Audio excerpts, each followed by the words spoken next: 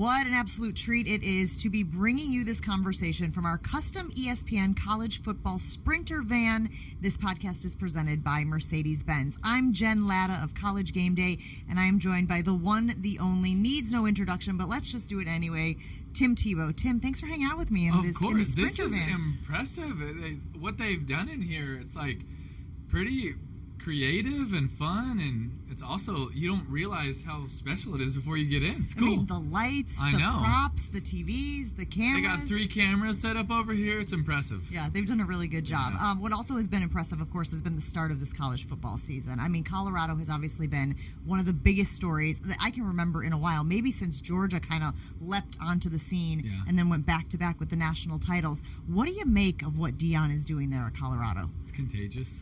It's probably the first word that comes to mind for me. Is you could think of belief, you could think of passion, you could think of sacrifice, you could think of awareness, all of those, but I think of it's contagious. Man, when you watch them, you want to be part of it. When you see their team play, you want to be part of it. When you see their players talk, you want to be part of it. It is contagious. When people love what they do, when they're passionate about it, when they care so much for it, they're willing to sacrifice, there's something that's so contagious in that. And I think that when he showed up, some people bought in and some people didn't. But those that bought in, look how all the way in they are. And they're so feeding off of his personality, feeding off of his confidence, feeding off of his belief. And he has truly rubbed off. And we say that a lot, right? Like, oh, this person's rubbed off. And sometimes I think we mean it, and sometimes it's just a catchphrase.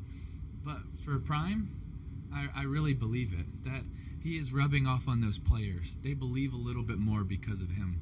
They walk a little bit taller because of him. They think a little bit more of themselves, and I mean that in a good way, because of him. And I was talking to someone a couple hours ago that I think is one of the better trainers in the world. He said, hey, what do you think about this? And I just said, it's something that I think is unique because so many people believe because he believes, and that's contagious.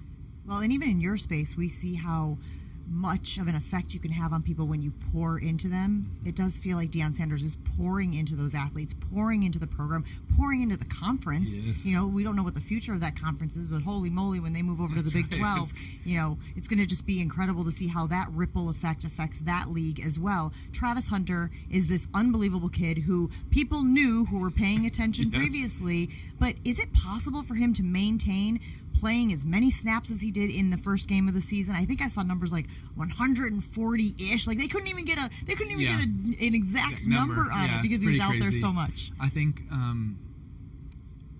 I think he can do it, but I also think we don't need to get too into the nitty-gritty, but I think therapy, I think giving him rest in practice, I think understanding that you need to kind of count his reps like a pitcher in baseball in practice so that in the game he can unleash his God-given athletic ability, it's so easy to see it shine. And it's so fun to watch him play because he also plays with such passion. And that is so contagious to watch his love for the game, to watch, and even in the cut-ups, you could see him smiling in between plays, and you're like, wow, they love what they're doing. And so I do think he's going to be able to, maybe not that many snaps, but I think he'll be able to play both ways, especially in big situations. But I would just want to make sure, like, this is a kid that's getting a therapist, you know, that's working on him, you know, morning, afternoon, evening. He's getting, support with supplementation on the sidelines. He's probably cherry juices during halftime in the game. You know, it'd be probably even worth it to think about an IV at halftime for him. You know, something that a lot of people don't do until the NFL. But it's something I would consider for someone like that. Do you think we'll see more athletes trying to play both ways at the Division I level, or do you think he's one of one? No, I think yes. Is he one of one? Yes. But I do think you could see more people. But it also takes someone like Prime to understand a gifting and then let it loose. How in our sport that we love so much, sometimes we can get stuck and we do it the way it's always been done. Only because it's always been done that way. Yes. And I love when people are willing to break the mold. Take chances. Yes. Because when you take a chance, can you fall on your face? Yes. but you also can be special. And what Prime has been willing to do is take a chance with the team, with Colorado, with Travis, with all of that, with his son. And so far it's been amazing, but I also think it's going to take more coaches that are willing to do different things. And maybe one of that is when you find a special player, then give him a shot to possibly play both ways. It could be different if it's someone that has to take more physical hits as well. It's something, a lineman, offense and defense, you might not be able to do that. But some of these athletic guys, maybe. Another example of Prime breaking the mold has been the captaincies, right? We talk about, like, for years and years and years, guys always earn the captaincies. And he was like, nah, C, let's do L's and D's for leaders and dogs, And you were like, yeah, sure, why not? And, like, what's going to stop another coach from being like, that's a great point. What do we want to emphasize? What do we want to reward? And you might see that trickle effect, that ripple effect in the league as well. I totally agree, and I love that. It's another way he's willing to be different, but he's also planting something in the mind of his players, right? He's telling them what he sees in them and what they can be. You see, I think for any great leader, I think there's a couple of things that have to happen. Is a leader shows someone a vision of what they can be if they buy in. Shows them a picture of what they can do, and as a unit, what we can do if you buy in, and then shows them the map of all the little things it's going to take to get there. So he shows them the vision, and then he shows them the map of all the steps to get there. And I feel like that's what Prime is doing in all of these little ways. He said, this is what we could be, but these are all the things that are going to be necessary for us to get there.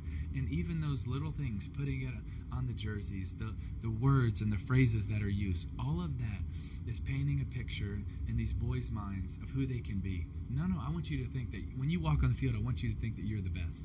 I want you to believe that you're the best. He's speaking life into them. And how much has this been a sport that has sometimes a little bit been the opposite? It's been, hard, and sometimes there is hard coaching that needs to take place, but Prime is showing that you can do it in a way of I'm speaking life, and sometimes he can be an intense coach that's also, can say the hard things, and sometimes we need constructive criticism, but I also believe that we can speak life into people. Let's talk about the college football playoff. This the last year of its current iteration. How do you think the league is going to change? We talk about the transfer portal. You mentioned NIL. There's just so many new things in the sport right now. Yes. Well, it'll at the core, it'll be the same, right? The football is still the football, but there are a lot of things that are swirling around this sport. Yeah, and if I said I had a perfect answer to that, I'd probably be lying. I think I don't think anybody has the perfect answer of what it's going to look like. I still think it's going to be a whole lot of fun with a lot of passion, right. A lot of tradition. I think the new playoff system is going to bring a lot of unique excitement. I think it's going to have more teams competing to get a shot. I think the home field advantage would just be crazy exciting. Arguably it's what I'm most excited about. I just think that'll be so much fun. We'll see how it all finishes with conference realignment. I think that's going to be really interesting to see how all that shakes out.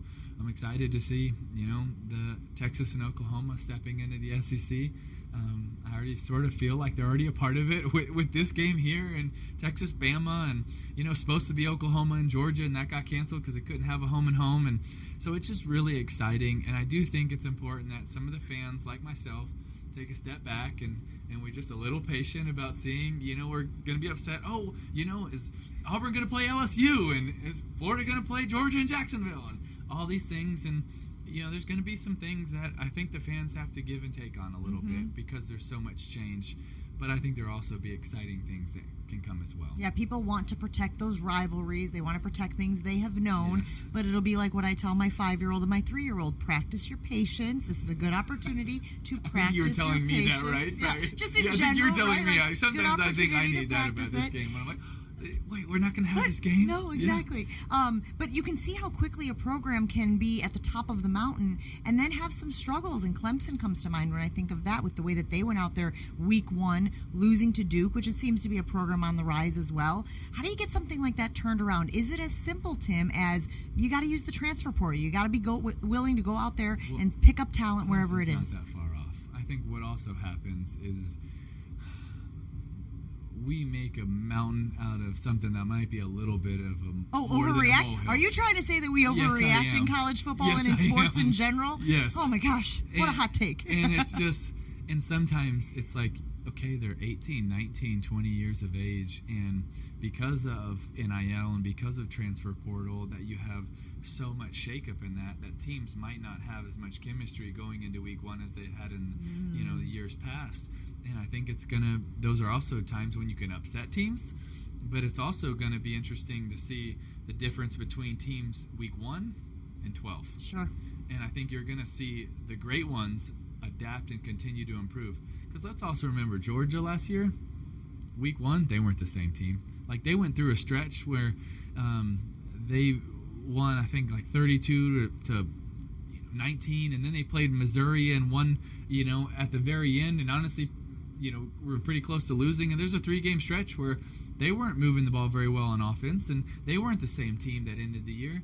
But Kirby does such a good job of continuing to coach and develop and bring a team together. And it's going to be really, and look at Brian Kelly and LSU last year. That wasn't the same team. Right. And guess what? They need to make the same adjustments they did last year of continue to grow and develop and improve as a team. And so that's also another big thing in college football is I think the growth from week 1 to 12 probably will be more or as much as it's ever been.